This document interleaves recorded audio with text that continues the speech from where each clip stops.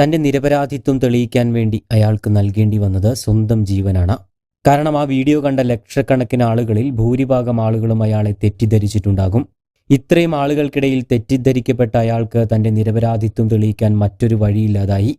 ഏക മകൻ നഷ്ടപ്പെട്ട് നെഞ്ചുപൊട്ടി കരയുന്ന ആ മാതാപിതാക്കളുടെ സങ്കടം കാണാൻ കഴിയുന്നില്ല. അയൽവാസികൾക്കോ നാട്ടുകാർക്കോ ബന്ധുക്കൾക്കോ സഹപ്രവർത്തകർക്കോ ആർക്കും തന്നെ ദീപകിനെ കുറിച്ച് ഒരു മോശപ്പെട്ട വാക്കുപോലും പറയാനില്ല. അങ്ങനെയുള്ള ഒരാളെയാണ് കേവലം ഒരു വീഡിയോയിലൂടെ വ്യക്തിഹത്യ ചെയ്ത് മരണത്തിലേക്ക് തള്ളിവിട്ടത്. അതേസമയം ആത്മഹത്യ ചെയ്ത ദീപകിനെ കുറിച്ച് അതേ ബസ്സിൽ യാത്ര ചെയ്ത മറ്റൊരു പെൺകുട്ടി പറഞ്ഞ വാക്കുകൾ കേട്ടാൽ നമ്മുടെ ഉള്ളൊന്നു പിടയും. ദീപക് എങ്ങനെയുള്ള ആളായിരുന്നുവെന്ന് നമുക്ക് അതിൽ നിന്ന് തന്നെ മനസ്സിലാക്കാം. മാസങ്ങൾക്ക് മുൻപ് അതേ ബസ്സിൽ വെച്ച് അദ്ദേഹത്തെ പരിചയപ്പെട്ട മറ്റൊരു പെൺകുട്ടിക്ക് പറയാനുള്ളത് ഇങ്ങനെയായിരുന്നു. അന്നൊരു ബസ് യാത്രയിലാണ് പെൺകുട്ടി ദീപകിനെ കാണുന്നത്. അസഹനീയമായ പീരീഡ്സ് വേദന കൊണ്ട് മുഖം വാടിയിരുന്ന ആ കുട്ടിയെ കണ്ട് അടുത്ത സീറ്റിലിരുന്ന അപരിചിതനായ ദീപക് ചോദിച്ചത് മോളെ എന്തു പറ്റിയെന്നാണ്. വെറുമൊരു ചോദ്യമായിരുന്നില്ല അത്. അവളുടെ വേദന കണ്ടപ്പോൾ സ്വന്തം മകളെപ്പോലെ കരുതിയ ഒരു പിതാവിന്റെയോ അല്ലെങ്കിൽ ഒരു ജ്യേഷ്ഠന്റെയോ കരുതലായിരുന്നു അത്. അമ്മയെ വിളിക്കണമോ എന്ന് ചോദിച്ചപ്പോൾ വേണ്ടെന്ന് പറഞ്ഞ ആ കുട്ടിക്ക് തന്റെ കയ്യിലുണ്ടായിരുന്ന പാരസെറ്റമോൾ ഗുളികയെടുത്ത് നൽകുകയും ചെയ്തു അദ്ദേഹം. വേദന മറയ്ക്കാൻ വേണ്ടി പരീക്ഷയെക്കുറിച്ചും പഠനത്തെക്കുറിച്ചും സംസാരിച്ച് അവളുടെ ശ്രദ്ധ മാറ്റാനും അയാൾ ശ്രമിച്ചു. പരീക്ഷയോർത്ത് പേടിയാണെന്ന് പറഞ്ഞപ്പോൾ അദ്ദേഹം നൽകിയ ഉപദേശം ആ കുട്ടി ഇന്നും ഓർക്കുന്നുണ്ട്.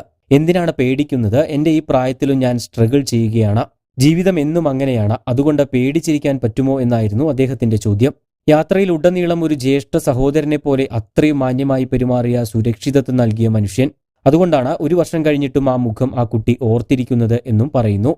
ആ പെൺകുട്ടിയുടെ വാക്കുകളിൽ നിന്ന് തന്നെ മനസ്സിലാക്കാം ദീപക് ഒരിക്കലും അങ്ങനെയുള്ള ആളല്ല എന്ന്. മറിച്ച് സ്ത്രീകളെ ബഹുമാനിക്കുന്ന, അന്യന്റെ വേദന കണ്ടാൻ മനസ്സിലാക്കുന്ന പച്ചയായ മനുഷ്യനായിരുന്നു എന്ന്. ഇത്രയും നല്ല ഒരു മനുഷ്യനെയാണ് കേവലം റീച്ചിനു വേണ്ടി സോഷ്യൽ മീഡിയയ്ക്ക് പിച്ച് ചീന്താൻ ഇട്ടുകൊടുത്തത്. ഒരുപക്ഷെ റീച്ചില്ലാത്ത തന്റെ പേജിനെ കരപറ്റിക്കാൻ ആ യുവതിക്ക് പെട്ടെന്ന് തോന്നിയ ഒരു ബുദ്ധിയായിരിക്കാം അത്. അതിൽ അവൾ വിജയിക്കുകയും ചെയ്തു. എന്നാൽ അവിടെ ഇല്ലാതായത് ജീവിക്കാനുള്ള ഒരു മനുഷ്യന്റെ അവകാശമാണ്. വൃദ്ധരായ മാതാപിതാക്കൾക്ക് നഷ്ടമായത് തങ്ങളുടെ ഏക മകനെയാണ്. തന്റെ മകന്റെ ചേതനയേറ്റ ശരീരത്തിനരികിലിരുന്ന് ആ അമ്മ കരയുന്നത് കേട്ടാൽ നമ്മുടെ നെഞ്ചു പിടയും. അമ്മയുടെ കുട്ടിയുടെ മുഖമെല്ലാം മാറിയല്ലോ. എന്റെ മുത്തില്ലാതെ ഈ അമ്മയ്ക്ക് ജീവിക്കാൻ പറ്റില്ലെന്ന് എന്റെ വാവയ്ക്ക് അറിയില്ലേ? എന്തിനാ വാവയെ ഇത് ചെയ്തത് എന്ന് പറഞ്ഞ് നിലവിളിച്ച് കരയുകയായിരുന്നു ആ അമ്മ. ജീവിതത്തിന്റെ അവസാന കാലത്ത് തങ്ങൾക്ക് താങ്ങും തണലുമാകേണ്ടിയിരുന്ന മകൻ അനക്കമില്ലാതെ മുന്നിൽ കിടക്കുമ്പോൾ എങ്ങനെയാണ് ആ മാതാപിതാക്കൾക്ക് അത് സഹിക്കാൻ കഴിയുക? ആ മാതാപിതാക്കൾക്ക് നീതി ലഭിക്കണം.